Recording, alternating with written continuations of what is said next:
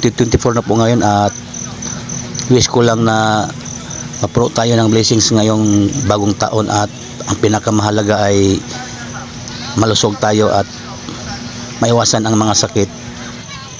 Dito po tayo ngayon sa Lakeshore TCL Park, Taguig C6 sa may Luwep, Bikutan po ito at pasyalan po natin. Ito makikita natin ay ito po yung pinaka-entrance o harap ng park. Maya maya ay papasok po tayo at tignan natin kung ano ang meron sa loob. Yan, meron po silang malaking Christmas tree.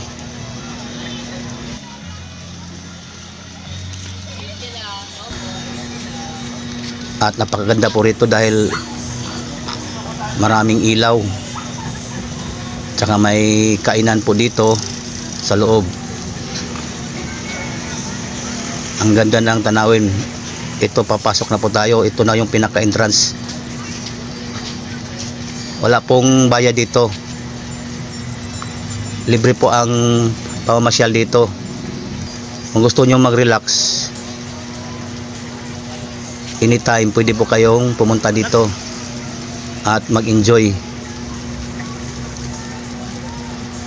Magaganda po ang tanawin dito at sariwa ang hangin dahil tabi po ito ng dagat. Marami pong namamasyal, makikita nyo ang daming tao. Hindi ko lang alam kung kailan to nabuo pero parang bago lang ito. Bagong pasyalan na ginawa ng Taguig Municipality. At marami na pong pumapasyal dito dahil maganda nga ang pasyalan dahil sariwa ang hangin. Ayan, ito na po yung tabi ng dagat. Ayan o, may dagat siya, may tubig tayong nakikita at may mga kubol o mga cottages. Dito tayo sa may maliit na cottage at tingin ko under develop pa ito, hindi pa tapos, kaya mas maganda ito kapag natapos na. Medyo malawak din po ito.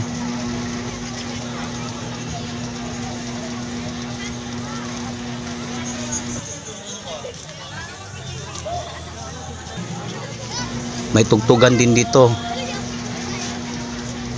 may mga nagtitinda rin, kaya kailangan may budget din po kayo kung gusto nyong kumain dito sa loob. Sa pagkakaalam ko, bawal po dito magdala ng pagkain, kaya kailangan nyo po ng kaunting budget kung gusto nyong kumain sa loob. Pero kung gusto nyong mamasyal, pwede naman mag-ikot-ikot lang kayo, maglilibang at mag-relax, magpa-picture. Dami pong mga gandang views dito na pwedeng magpa-picture.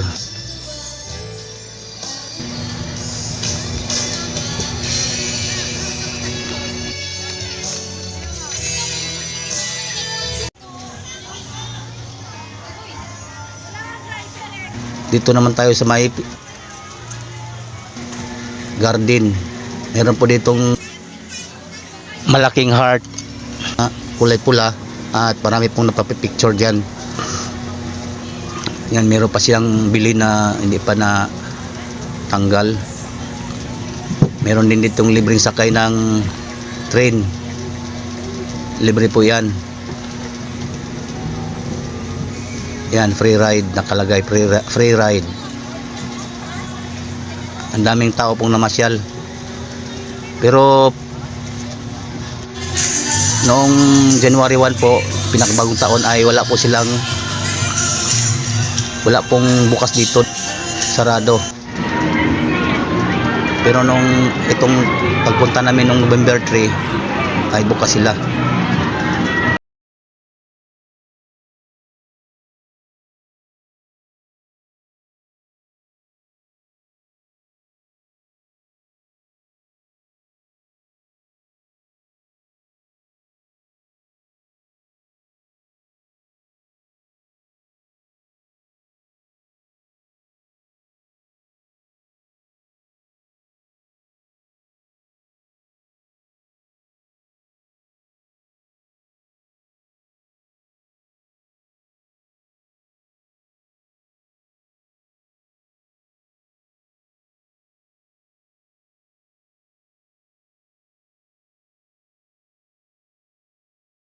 Dulo, marami ding mga kainan doon.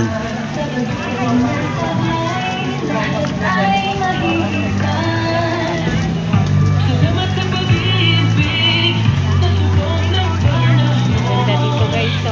Ayan, papunta po kami doon. Nakakakla. May mga clowns din dito at pwede kayo magpa-picture sa kanila.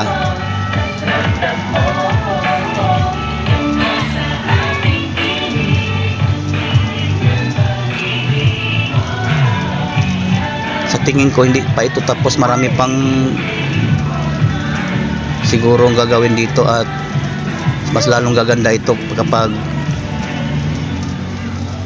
natapos na. Kung may time kayo, pwede kayong pumasyal dito at subukan nyo kung ayan, may clowns po tayo nakikita, oh. Pwede po kayo mag-picture sa kanila ng libre.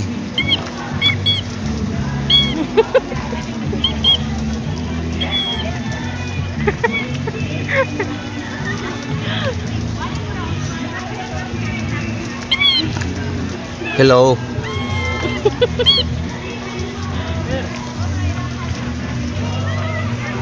Gusto mo picture ka doon, Lucy, no?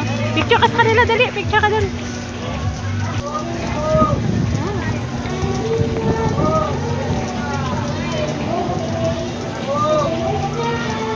Alexio! Picture ka doon, Alexio! Ayan na.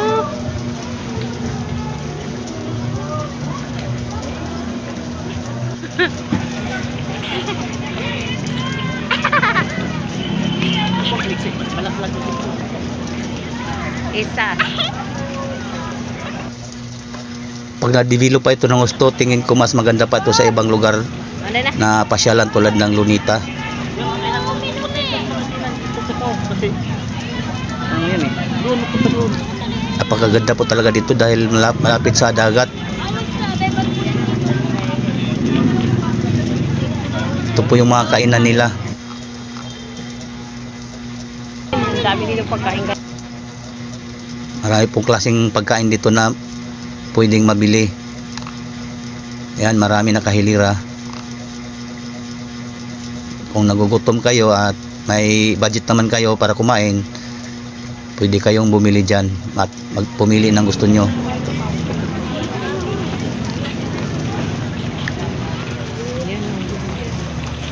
Ito po yung lugar na may doon sa may heart na pula at kakanan kayo. Ito po yun, dito po yun ang punta nyo.